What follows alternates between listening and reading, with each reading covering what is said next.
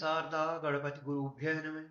जैसा कि अब अभी हम आपके समझ ग्रहों के कक्षाक्रम भू केंद्र या सूर्य केंद्र से प्रतिपादित कर रहे थे। इस क्रम में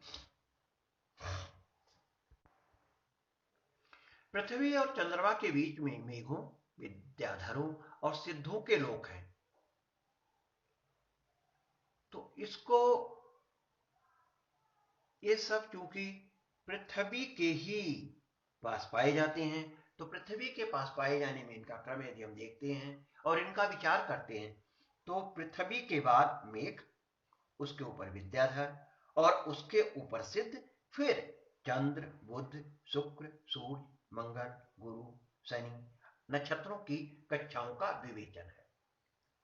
इसको हम ऐसे भी समझ सकते हैं, यदि हम सूर्य को केंद्र मान करके इस संरचना का विधान करते हैं, तो सबसे पहले सूर्य केंद्र में आ जाएगा, उसके ऊपर बुध, फिर शुक्र, फिर पृथ्वी, फिर मंगल, फिर गुरु, फिर शनि, फिर यूरेनस और फिर नेपच्यून।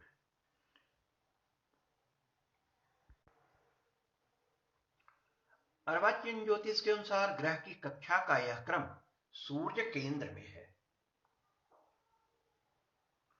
यहां पर चंद्रमा की कक्षा के विषय में अभी हमने आपको नहीं बताया, क्योंकि चंद्रमा पृथ्वी की परिक्रमा करता है और पृथ्वी के साथ साथ सूर्य के भी चारों ओर जाता रहता है। ऐसे कई चंद्रमा मंगल, गुरु और शनि के चारों ओर भी भ्रमण करते हुए देखे जाते हैं, जो कि उन ग्रहों के उपग्रह या उनकी चंद्रमा के रूप में जाने जाते हैं।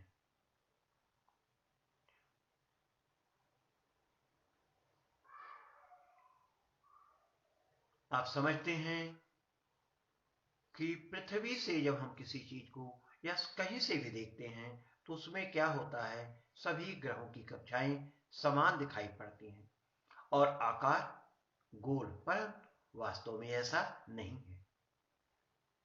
यहां तो केवल एक क्रम का प्रदर्शन किया गया है, इसलिए हम यह कह सकते हैं कि सबकी कक्षाएं गोल हैं।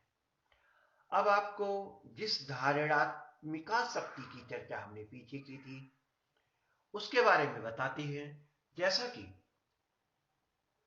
जिस धारणात्मिका शक्ति की चर्चा पीछे की गई है, उसे ही आजकल गुरुत्वाकर्षण बल के नाम से जाना जाता है। उपरोक्त श्लोक से यह स्पष्ट है कि सूर्य सिद्धांत के अनुसार हमारी पृथ्वी शून्य में स्थित मानी गई है। इसको कोई जीव या कोई अन्य व्यक्ति थामे हुए नहीं है, बल्कि यह गुरुत्वाकर्षण शक्ति के बल से आपस में एक दूसरे के आकर्षण के अनुसार ही इस तरह से टिकी हुई है।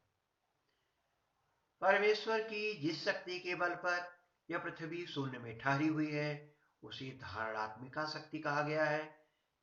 परंतु पृथ्वी, चंद्रमा, ग्रह इत्यादि सूर्य के गुरुत्वाकर्षण से बंधे हुए हैं और ग्रहों, उपग्रहों की गतियों का कारण भी यही गुरुत्वाकर्षण बल है।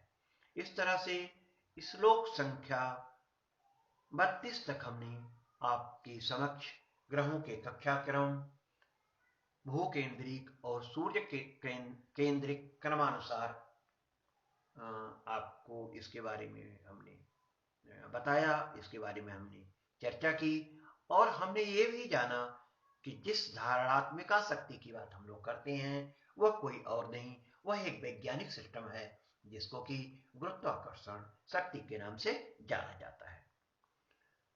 अग्रिम श्लोक आपके सामने है। भूगोल में पाताल, सुमेरु आदि का स्थान कहाँ है, इस बात की चर्चा श्लोक संख्या 33 से 36 में जैसा कि की गई है, और वहां पर परंतु इससे पूर्व श्लोक संख्या 32 में जैसा कि बताया गया है, भूवह स्थिति कहां है, इसको जानने के लिए एक बार फिर थोड़ी सी चर्चा यहां करते हुए फिर विषय को आगे बढ़ाएंगे। मध्य समन्तादंडस्य भूगोलो व्योमनि तिष्ठति विभ्राण परमाशक्ति ब्राह्मणो धारणात्मिका धारणात्मिका शक्ति इत्यस्य शब्दस्य तात्पर्य वर्तते गुरुत्वाकर्षण शक्ति। यहाँ पर अयम पंचभूतात्मको भूगोलः वर्तुलाकारः पृथिव्याः पिण्डः अंडस्य पूर्वोक्त ब्रह्मांड गोलस्य समन्ता सर्वस्मात् परिधि देशात् मध्ये केन्द्रस्थाने ब्राह्मण ईश्वरस्य परमाः अत्युत्कृष्टां धारणात्मिकां निराधारावस्थान रूपां शक्ति बिभ्राण धारयन् व्योम्नि आकाशे निराधारे तिष्ठति। नास्याः भुवः कश्चित् मूर्तिमान् धारो वर्तते इयं भूरीश प्रदत्त शक्त्या निराधार आकाश मध्ये तिष्ठति इत्यर्थ। इस तरह से अब हम आपके समक्ष आगे का विवेचन करने जा रहे हैं। जैसे भूमौ पातालानां स्थिति। अब पाताल की स्थिति, भूमि की स्थिति आदि के बारे में जैसा कहा गया है पाताल भूमयः, तो पाताल भूमि के विषय में सूर्य सिद्धांत भूगोलाध्याय श्लोक संख्या 33 तदनंतर पुटाः सप्त नागासुर समाश्रया दिव्यौषधीरसोपेता रम्याः पाताल भूमयः। पृथ्वी के आंतरिक भाग में नाग और असुरों के आश्रय रूप में तथा दिव्य औषधियों, प्रकाश युक्त वनस्पतियों एवं रसों से युक्त अति सुंदर 7 पाताल भूमियां स्थित हैं। यहाँ पृथ्वी के अंतरपुट में 7 पाताल भूमियों का उल्लेख है, जो व्यवहारिक दृष्टि से तो तथ्य संगत नहीं दिखाई देता, क्योंकि पृथ्वी के भीतर भाग में ऐसा खोखला कोई स्थान नहीं है जहां पर कोई नगरी बसाई जा सके, जहां कोई इस तरह के स्थान की संरचना की जा सके। अतः यहाँ पर तदनंतर पुटा का अर्थ हो करना पड़ेगा पृथिव्या अंतरपुटा।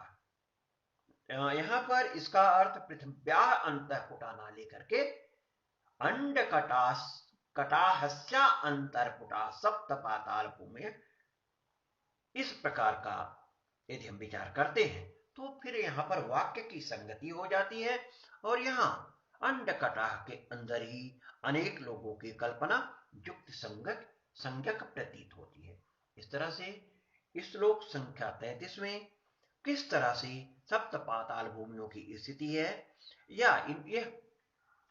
यह भूमि के अंदर ना होकर के संपूर्ण जो कटा है उसके बीच के क्रम में स्थित है, इसलिए इसको कहा गया है अंड कटाहस्यांतरपुटा सप्त पाताल भूमि है। यह एक युक्ति यहाँ पर युक्ति क्या, यह कल्पना एक युक्ति संगत प्रतीत होती है और इसके आधार पर हम सप्त पाताल भूमियों के बारे में विवेचन प्रस्तुत कर सकते हैं और समझ में भी आता है। इसके साथ इस चर्चा को यहीं पर समाप्त करते हैं। पुनः अग्रिम श्लोक है मेरोः स्थिति कुत्र वर्तते, श्लोक संख्या 34। इसका विवेचन अब अगले एपिसोड में किया जाएगा। तब तक के लिए धन्यवाद।